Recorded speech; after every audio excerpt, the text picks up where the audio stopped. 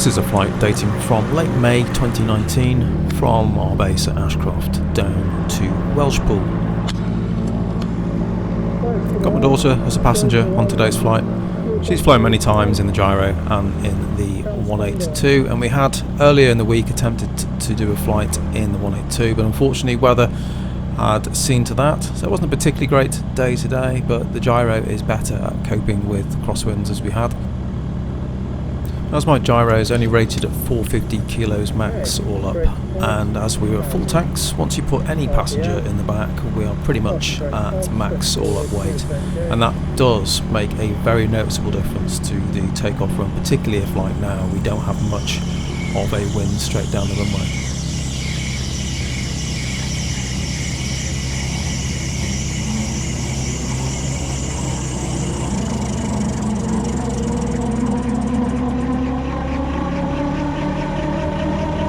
There is plenty of runway available, 520 metres, so I'm only using normal pre-rotate up to 200 RPM in order to reduce wear on the pre-rotate system. Here we go.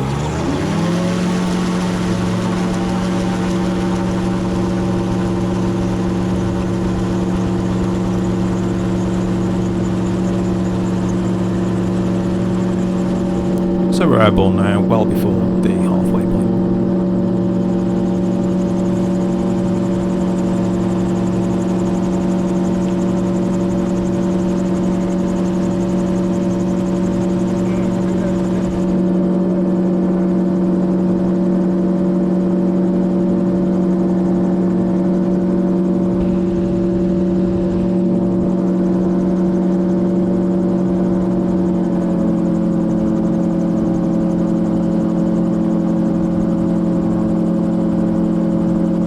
Routes don't get much easier than this. Straight line southwest from Ashcroft to Welshpool.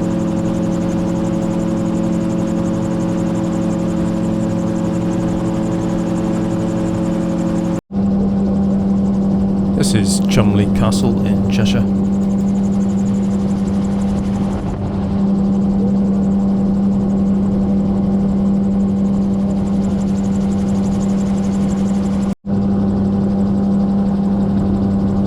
This is the town and lake of Ellesmere.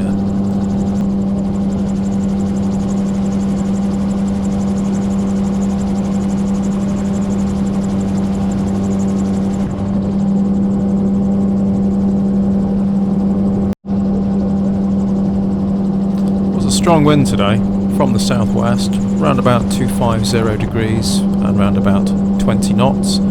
So that has a very significant effect on our ground speed. We're doing our normal 80 miles per hour airspeed. The average speed across the ground on this leg was 39 knots.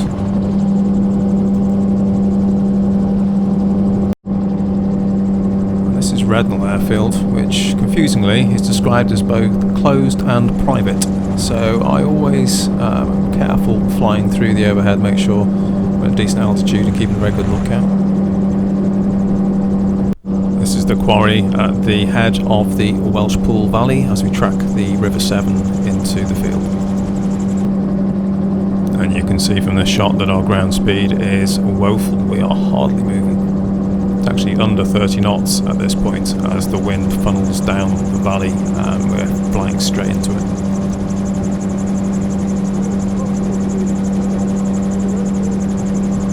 No other traffic in the circuit at this time, in fact very little traffic flying today because of the strong gusty winds, so I was doing an extended straight-in approach.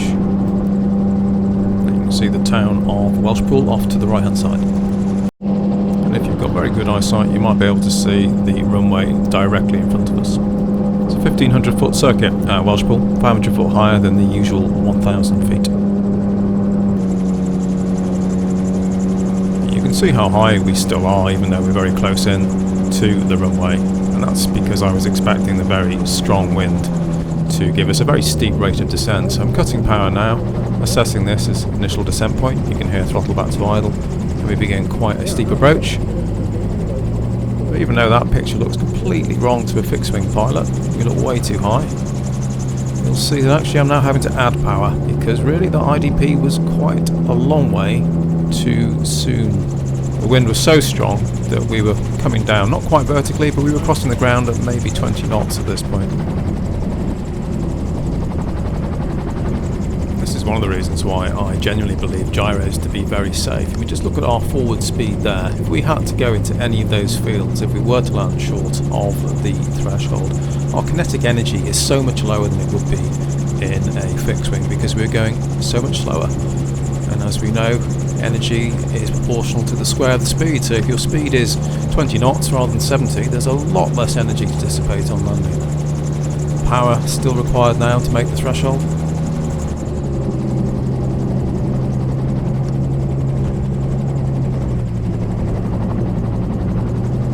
The threshold is quite displaced at Welshpool on runway 22 because of the proximity of the road, which we can see just in front of us now. We do get quite high vehicles, agricultural vehicles passing here. And with also being very narrow, it does give the impression that you are high on approach. But look how little runway we actually use to stop. Okay, wheels are down now, and we are stopped now. What's that? 3 meters? The drag of that rotor disc when you're pulling the stick right back and you're into wind is phenomenal.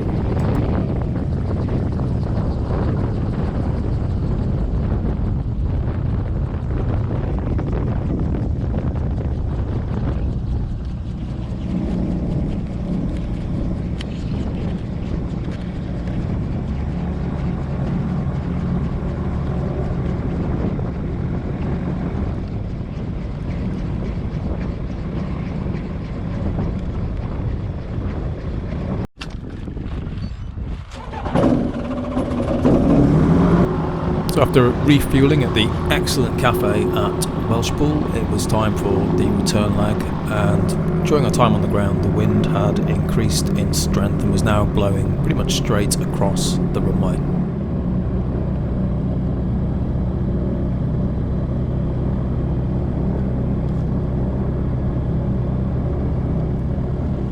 So I'm going to have to do power checks here, so we're not going to be ready to go yet, okay?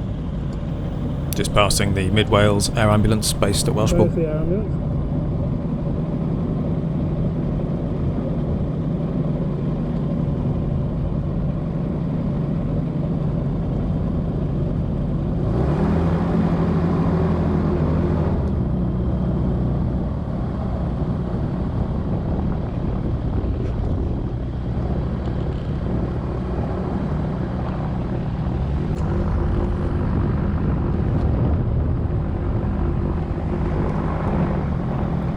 Power check's complete. We're lining up on runway 22.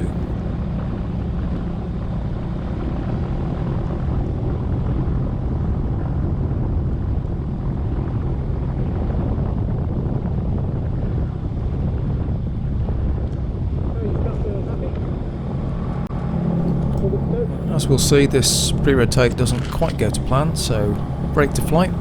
Stick forward and held slightly into wind. There was a fairly significant crosswind from the right, so in order to avoid blade sail, it's important to maintain slight into wind stick.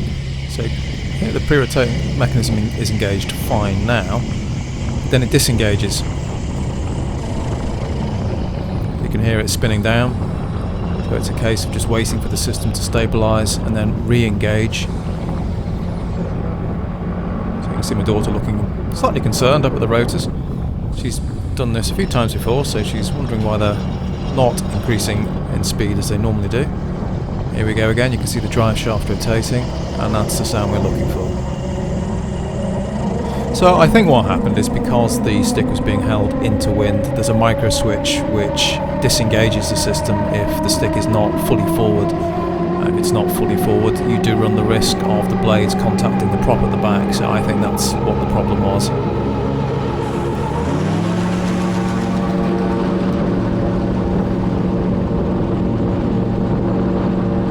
As expected, given the strong wind, we are up very quickly. Although as you can see from the windsock just about to disappear beneath us, there is a significant crosswind component.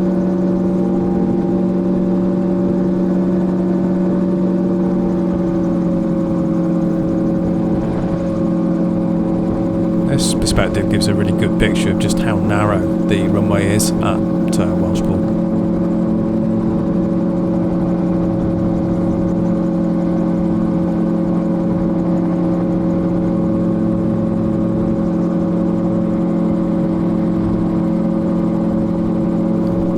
We've reached 500 feet and cleared to turn crosswind well before the end of the runway, but you can see the crab that I'm needing to maintain to keep us into wind and to avoid being pushed significantly downwind at this stage. And then as we turn downwind, our ground speed significantly increases. The average speed on the return leg into Ashcroft now was 90 knots. And that compares with an average of 39 knots on the leg from Ashcroft to Welshpool. And that's because we had a 25 knot headwind stroke tailwind. Headwind on the way out, tailwind on the way back. And gyro, typically I cruise at around about 65 knots airspeed. So 65 knot airspeed, subtract a 25 knot headwind and you're crossing the ground at 40 or so. Add on a 25 knot tailwind and you're crossing at 90. So more than twice as fast, and you really do notice that difference from the cockpit. The ground is moving significantly faster at 90 than it is at 40. Not, of course, that 90 is particularly fast in aviation terms, but it is for a gyrocopter. If you want to get somewhere quickly, do not go by gyro. So the weather was substantially improving as we got into the middle afternoon and as we headed north. It's actually a pretty decent day for flying, but due to the strong and gusty wind there was really not much about. The gyros really do come into their own in conditions like this. They are much better at coping with crosswinds and gusty conditions due to the higher rotor loading than a fixed wing.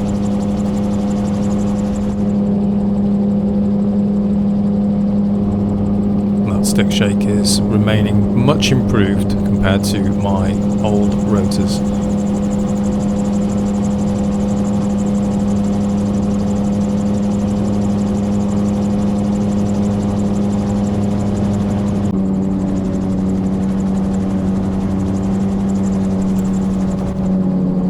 Lining up for final approach to land at Ashcroft runway 27. And as ever in a gyro, I try to fly a power off glide approach,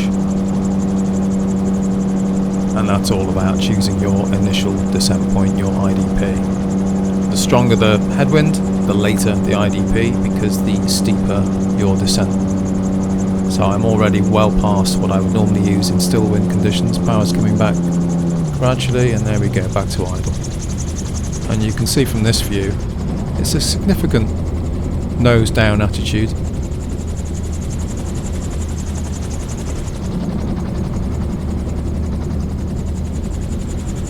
That's about 60 miles per hour airspeed, much slower than that across the ground. And I'm aiming for to taxi off at the midpoint where it intersects the 3113 runway, because that's my easiest taxi back to my hangar. A little bit of power needed just to extend, because I'm going to land a little bit short of that position. So we're doing a hover taxi now. Just a few feet above the ground, power's back to idle, and touchdown. And again, you can see a significant crosswind at Ashcroft too. So great flying. Not much flying today, but we had a good trip out.